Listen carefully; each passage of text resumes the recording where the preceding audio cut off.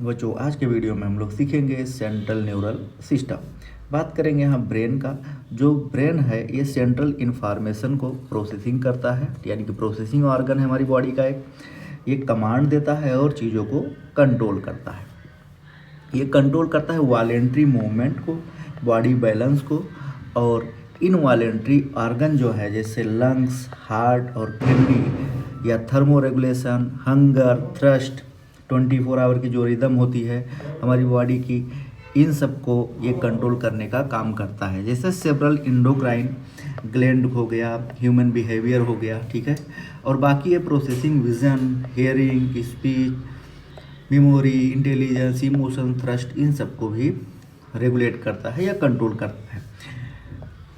Human brain की बात करें तो ये प्रोटेक्ट होता है स्कल से, और इनसाइड स्कल जो कवरिंग होती है जिसे क्रेनियल मेनिंजेस बोलते हैं, और ये मेनिंजेस जो है ये 3 लेयर से मिलके बनी होती है। आउटर लेयर को ड्यूरा मैटर और मिडिल लेयर को आर्किनॉइड, और जब इनर लेयर की बात आती है तो उसे पाया मैटर बोलते हैं। याद रखने के लिए हम याद करते हैं DAP, एक खाद आती थी DAP, ऐसे याद रखो।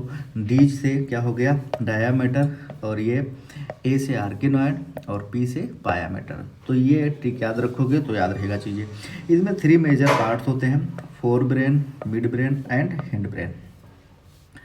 यहाँ पे आप देखें, अब बात करते हैं यहाँ पे फोर ब्रेन की। तो ये देखिए यहाँ पे फोर ब्रेन है। फोर ब्रेन का मेन पार्ट सेरेब्रम, थैलमस और हाइपोथैलमस होता है। जो सेरेब्रम है ये मेजर पार्ट है ह्यूमन ब्रेन का। इसके 2 लोब्स में होते हैं, यानी कि ये 2 लोब्स में डिवाइड होती है। अगर लॉन्गिट्यूडनल डिवाइड करो तो राइट और लेफ्ट सेरेब्रल हेमीस्फीयर कहते हैं। इस सेरेब्रल हेमीस्फीयर को कनेक्ट करने का काम करता है कार्पस कैलोसम।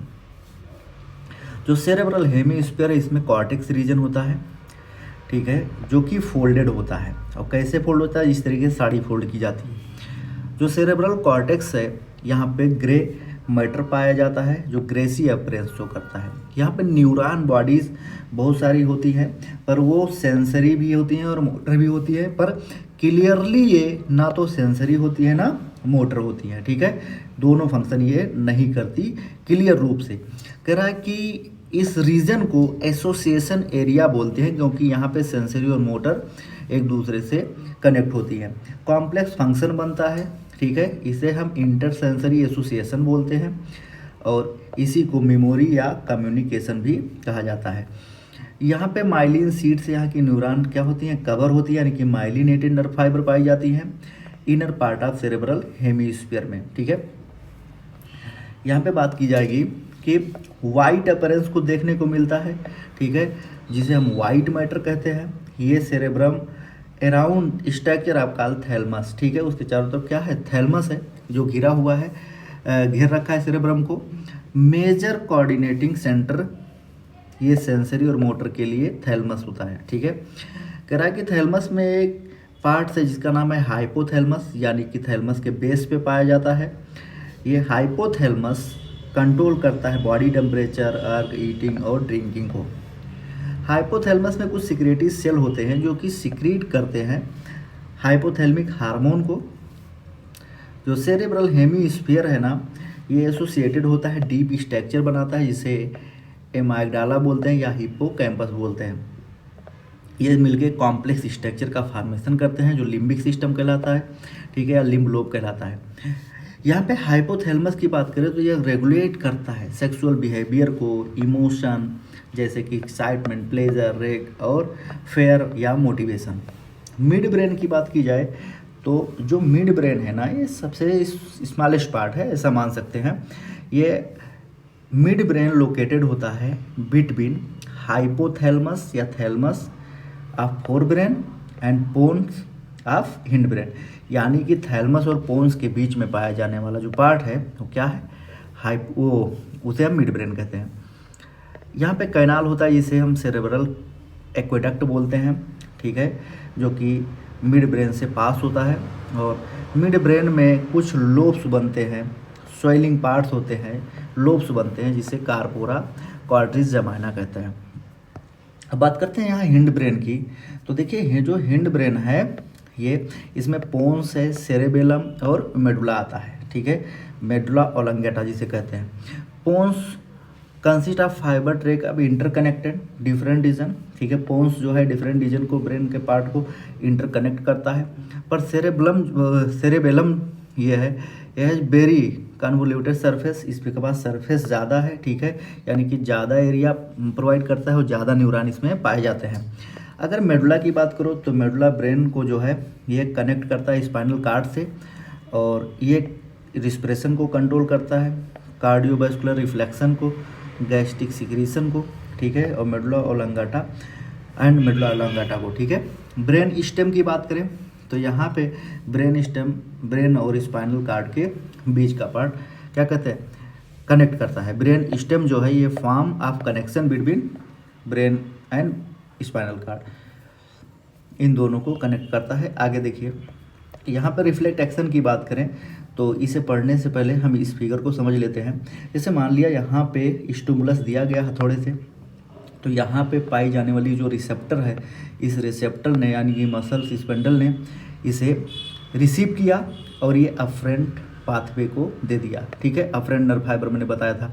फिर ये जाएगा सीएनएस के पास, और सीएनएस से यहाँ पे सीएनएस के बाद जो है ये मोटर न्यूरॉन को मैसेज देगा, और मोटर न्यूरॉन वो आएगा यहाँ पे सिग्नल को लेके, और यहाँ मसल्स में क्या करेगा, मोटर इंडप्लेट पे इफेक्ट डालेगा, और यहाँ पे कॉन्ट्रैक्शन आसानी से हो जाएगा।